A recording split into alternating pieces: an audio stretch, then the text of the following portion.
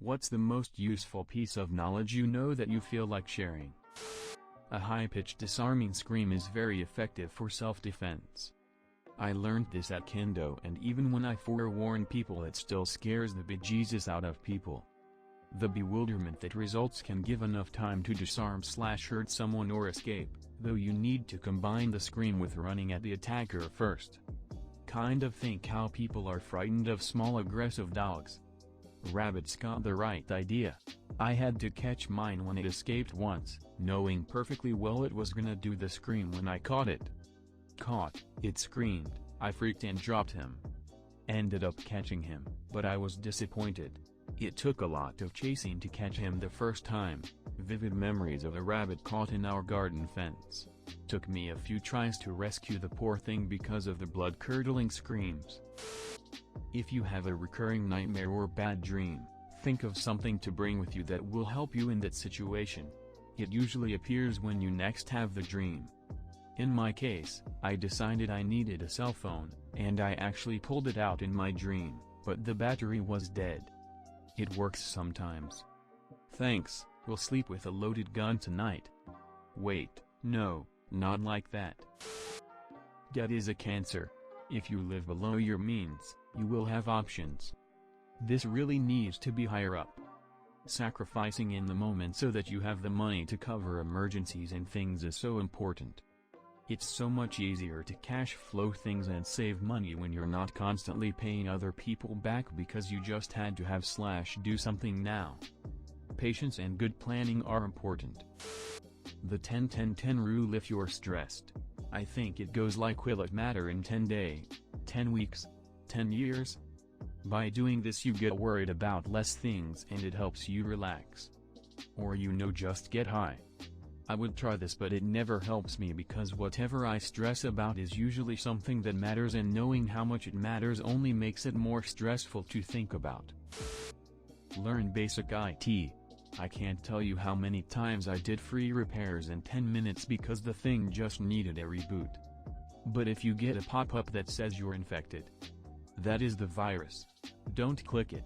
Instead hit Ctrl, Alt, Delete, open Task Manager, and close all open tabs of Internet, Chrome, Firefox etc. Then go to the Wi-Fi connection of the computer and turn it off, reopen the Internet connection with no connection, and close the tabs that opened.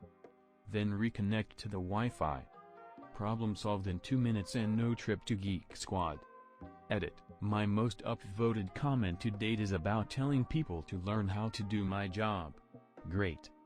I need to find new work. But thanks for all the upvotes. Learned this trick while dealing with my PTSD. If you find yourself someplace with really strong emotions, anxiety, fear, anger, sadness, and you really don't want to address them right then, it's tempting to bottle them up, but they'll probably just fly up, whack you in the face a while later like one of those foam pool floaties shoved underwater. So when you get emotional, pause what you're doing. Close your eyes. And take around 10 seconds. Greet every one of your emotions. I am angry. I'm frustrated. I'm tired. I'm anxious. Pick out every emotion you can and acknowledge it in your head.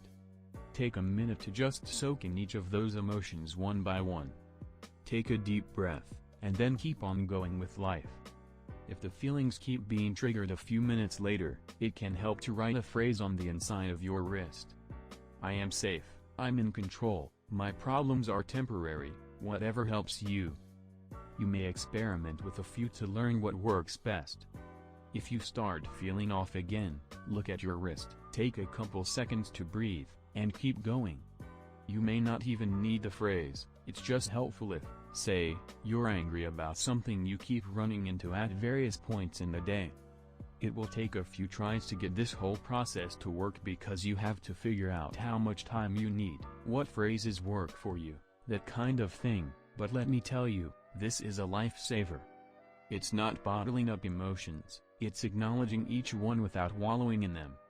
A really good trick to keep being functional and living your life without emotions getting in the way. mostly for teenagers, but just do the cringy/unacceptable, weird stuff now so you don't end up suppressing the urge and doing it as an adult and looking dumber than you would have as a kid. Look like a raccoon in high school and see if you like it. Be the weird kid that hisses at people. Carry a stuffed animal around. Scream like a fox in public to embarrass your friends. Do dumb voices to see how people react.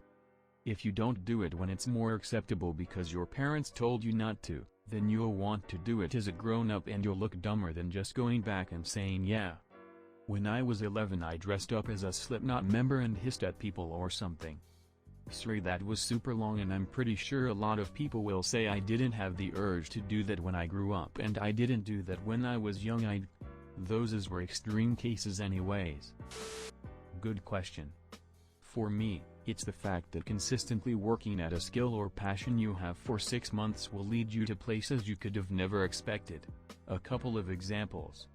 In soccer, after some internal deliberations, I started looking to be placed on a club team. I had to try out, of course. But first I had to convince my mom to let me try out, and after much debate and me shelling out some cash to pay for it, she allowed me. So I went to the top club team in my area and I tried out. The coach told me I wasn't good enough, and then I was told to try out with the team below them in the same club. Of course I was disappointed, but I went and tried out again. After 3 days of exhausting tryouts I was pulled aside. I remember my heart beating like crazy, and a sense of unease. He told me that I'd worked really hard and had earned a spot on the team. That was after 2 months, from when I first asked my mom.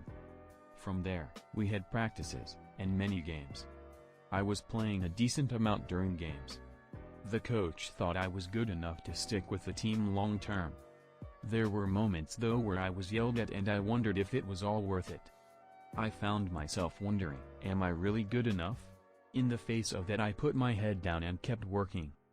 Then we received notification that we'd be playing at a tournament in San Jose. That's how I ended up having the best game of my soccer life and realized the truly invaluable life lesson that consistent work and dedication will get you somewhere, even if you're let down as you work. The San Jose tournament happened roughly 6 months after I had first asked my mom if I could play club ball. Everything is driven by thermodynamics. Everything. Need to make solid bread? Heat up some malleable dough. Need to make clay pots? Heat up some mud. Want a quick heat map of the sky? Look at the birds migrating.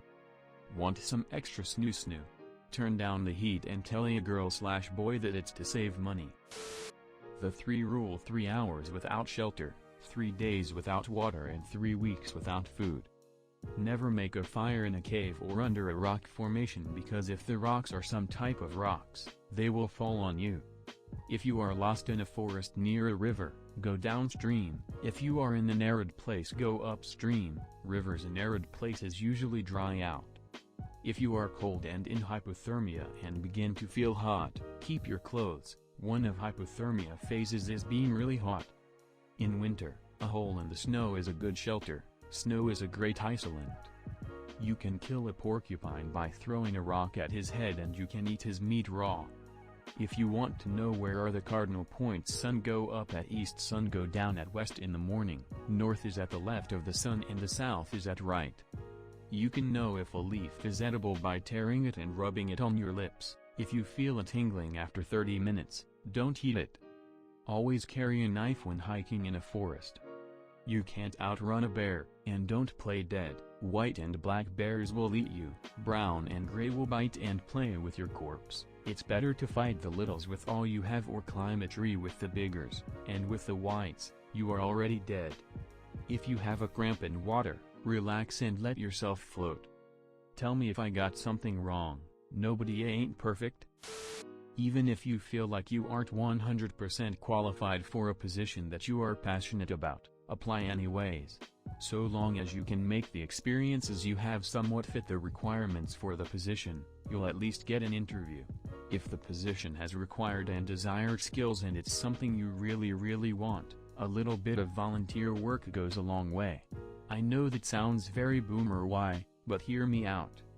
I have no education experience or experience teaching kids anything other than how to ride horses. I have no experience with community health. I have no experience setting up clubs.